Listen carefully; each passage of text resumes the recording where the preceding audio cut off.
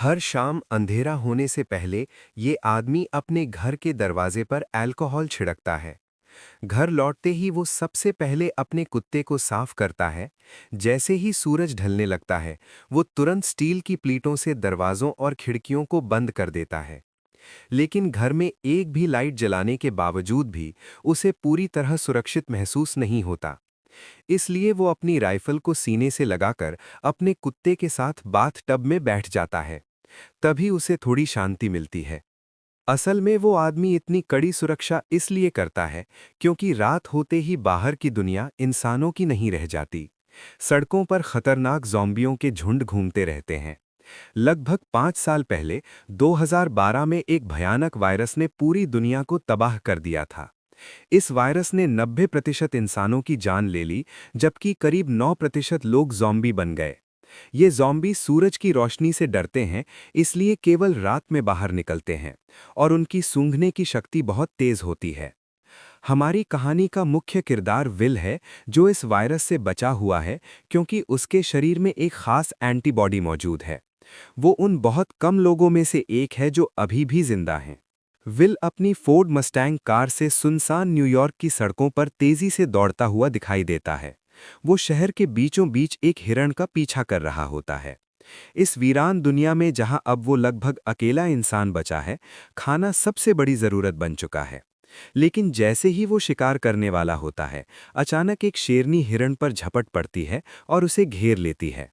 Will पहले शेरनी को मारने के बारे में सोचता है, लेकिन तभी एक शेर और उसका शावक भी सामने आ जाते हैं। उन्हें देखकर विल को अपने खोए हुए परिवार की याद आ जाती है। वो गोली नहीं चलाता क्योंकि वो समझता है कि प्रकृति का संतुलन भी जरूरी है। बाहर जाने से पहले विल अपने अंडरग्राउंड लैब में जाता है और देखता है कि जिन संक्रमित चूहों पर उसने इलाज का प्रयोग किया था, उनमें कोई सुधार हुआ है या नहीं। शुरू में उसे कोई फर्क नजर नहीं आता। दरअसल विल एक बेहतरीन वैज्ञानिक है और उसने वायरस के इलाज के लिए जीन थेरेपी तैयार की है।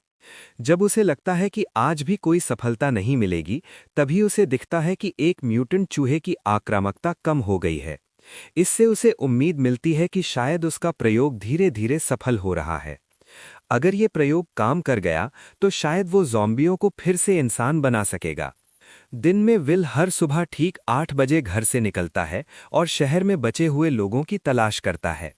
वो हर रोज एक वीडियो स्टोर पर जाता है, वहां रखे पुतलों से बात करता है और उनसे हालचाल पूछता है।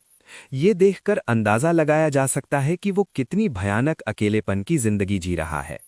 वो शहर के हर इलाके को नक्शे में चिन्हित करता है और वहां से खाना और जरूरी सामान इकट्ठा करता है।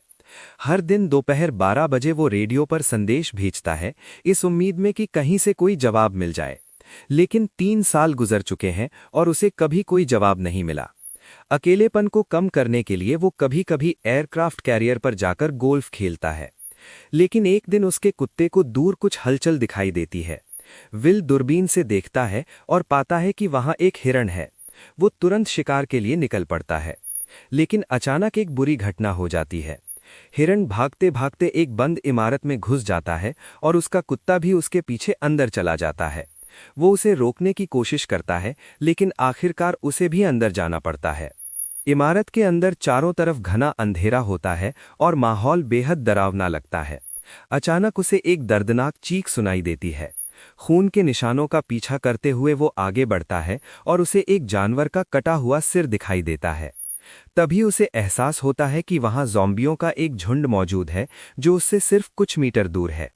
आखिरकार वो अपने कुत्ते को ढूंढ लेता है और दोनों वहां से भागने लगते हैं। लेकिन मुश्किल से बचकर बाहर निकल पाते हैं, क्योंकि सूरज की रोशनी पड़ते ही ज़ॉम्बी पीछे हट जाते हैं। इस घटना के बाद विल ज़ॉम्बियों को पकड़ने के लिए जाल बिछाता है और आखिरकार एक ज़ॉम्बी को पकड़ लेता है। लेकिन उसे नहीं पता होता कि वो ज़ॉम्बी दरअसल ज़ॉम्बी लीडर की पत्नी है। यहीं से असली संघर्ष शुरू होता है।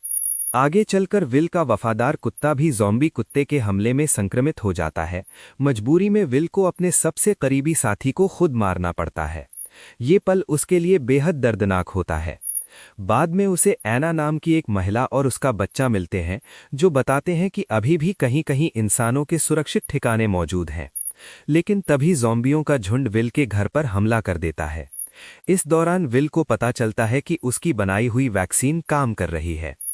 आखिर में वो वैक्सीन एना को दे देता है ताकि इंसानों को बचाया जा सके और खुद ज़ॉम्बियों को रोकने के लिए बलिदान दे देता है। और यहीं इस कहानी का अंत होता है।